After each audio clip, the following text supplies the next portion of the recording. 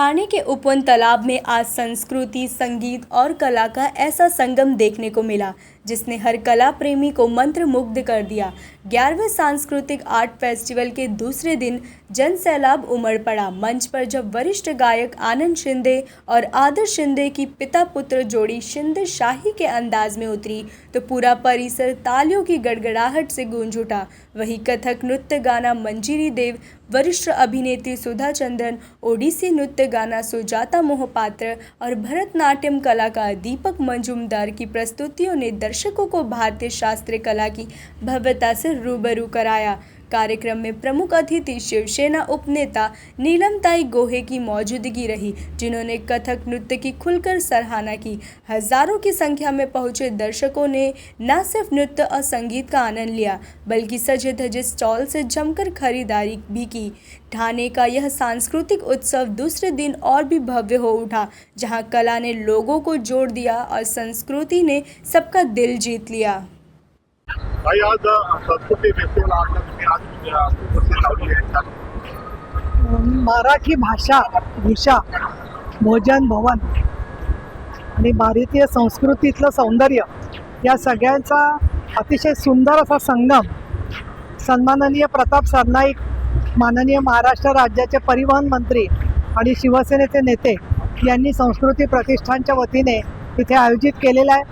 आणि इथे जो महासागर लोकांचा आलेला आहे त्याच्यामध्ये मुद्रा या व्यासपीठावरती मी नृत्याच्या संदर्भातलं त्या ठिकाणी आकलन केलं, पाहिलं। अतिशय सुंदर आणि कुठल्याही भाषा कळत नसली तरीसुद्धा भावना एकरूप व्हाव्या अशा पद्धतीने हा महोत्सव चाललेला आहे। त्याचबरोबर मला पुस्तकं, वेगवेगळ्या प्रकारच्या कला आणि त्याचबरोबर अनेक संस्थांचं काम याचे सुद्धा माहिती दिसते, ज्याच्यातून सेवाभाव दिसतोय।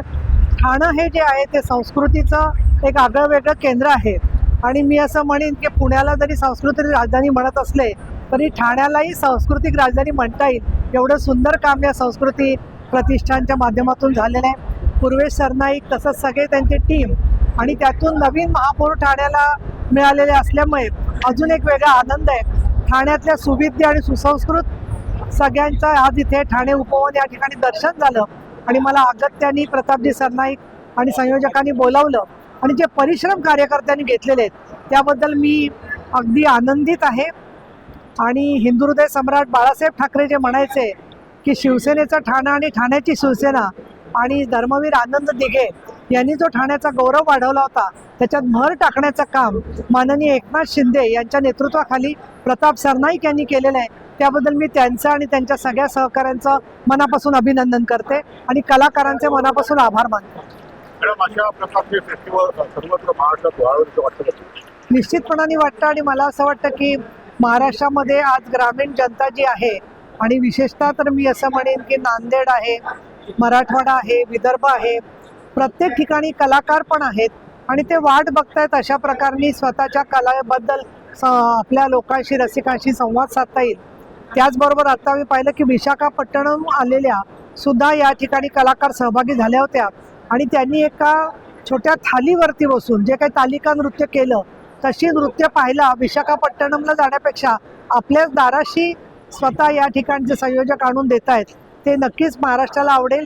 आणि मला असं वाटतं की तुमच्या माध्यमातून, वेगवेगळ्या मीडियामधून महाराष्ट्रातली सुद्धा लक्षावधी जनता याचा लाभ घेईल आणि जे लोक आज छोट्या मुलांना घेऊन महिला मोठ्या संख्येने आलेले आहेत त्याच्यामुळे ठाणं सुरक्षित पण आहे याची खात्री पटते।